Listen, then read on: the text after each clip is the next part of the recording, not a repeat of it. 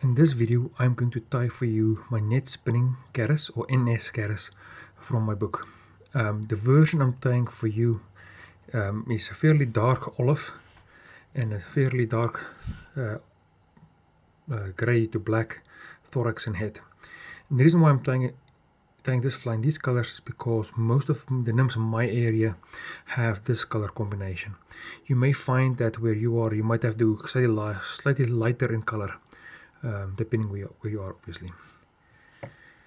Now I'm going to tie this fly on a size 12 Hanak 300 bar plus hook with a 1/8 size tungsten bead.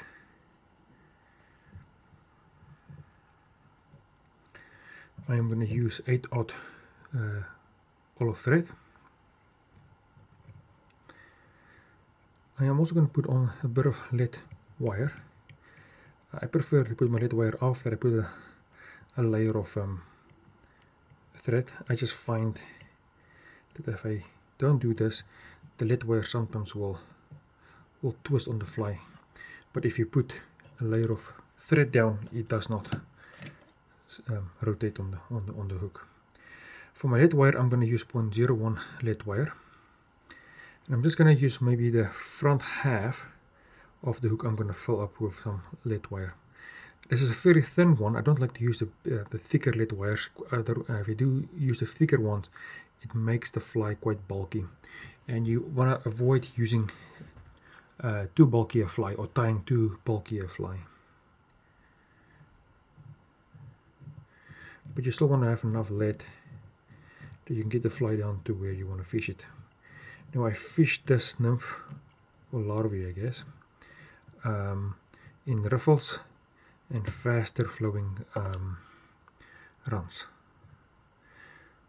So obviously riffles are also fairly fast moving, so you want to have enough lead, or enough weight rather, on your fly, hence the tungsten bead.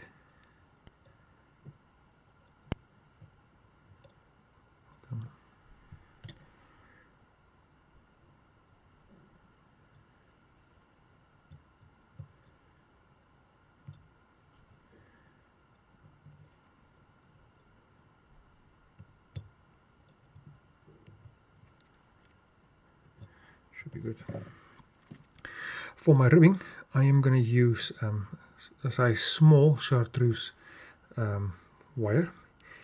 My previous versions I've tied it also in a small gold wire, but I recently switched to the chartreuse. It puts a nice little accent to the fly.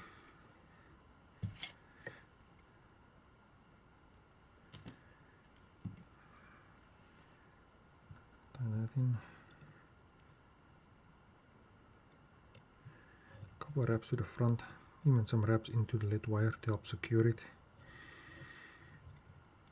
Bring it back to the front.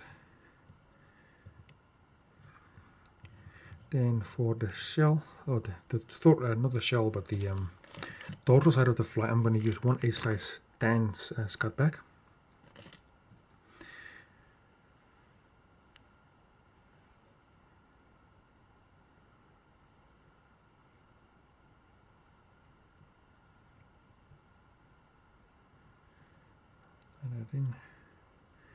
I'm going to tie this in. I'm trying to make a smooth transition between the lead wire and the piece of scutback and chartreuse wire.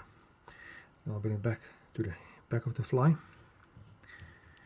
And then for my abdomen of the fly, I'm going to use semi-seal in dark olive. There are other olives you can use as well. If you buy one of these little life cycle combination packs, any of these olive colors will work quite nicely as well. The one I'm using here, the Arizona semi-seal, is very similar to the dark olive in this pack, for example. I like Arizona semi-seal. It applies easily to the thread, and there's a nice shine to it, which can be helpful to get a second look from a fish when the fly moves fast through the water. Just twist the dubbing onto the thread. I'm just going to wrap this around.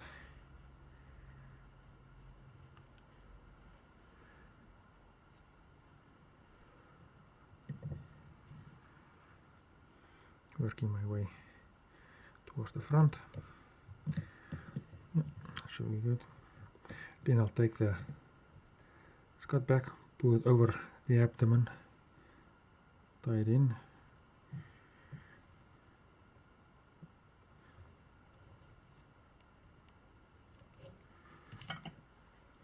Cut the excess off.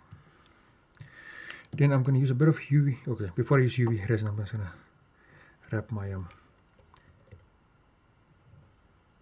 wire over for segmentation in the abdomen. Just sort of evenly spaced out.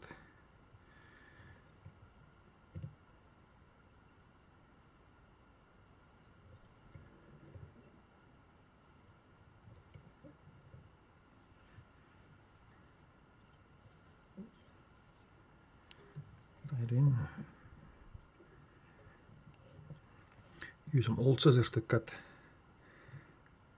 the wire off, push it down, and now I'm going to use some UV resin, and I'm just going to put a little bit on, and I'm going to use my bodkin to spread it around evenly.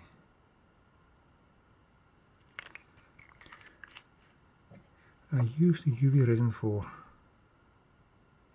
two reasons. It makes the fly last longer, and a smooth dorsal side will also help the fly sink a bit faster. And I'm just gonna blast with some UV light.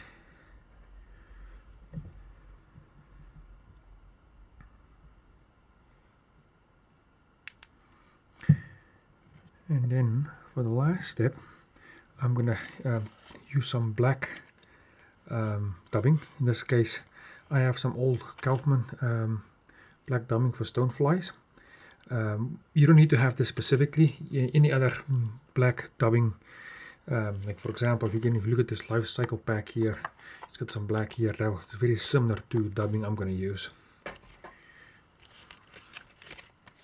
You find in your rivers you might not have to use black. You might have to go more of a gray or even a gray brown color for the thorax and legs. All depends on the color of the river, the bottom structure color.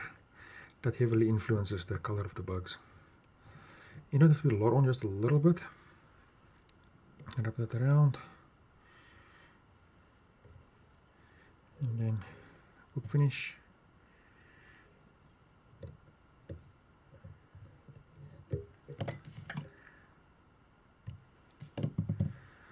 And then finish the fly with head cement.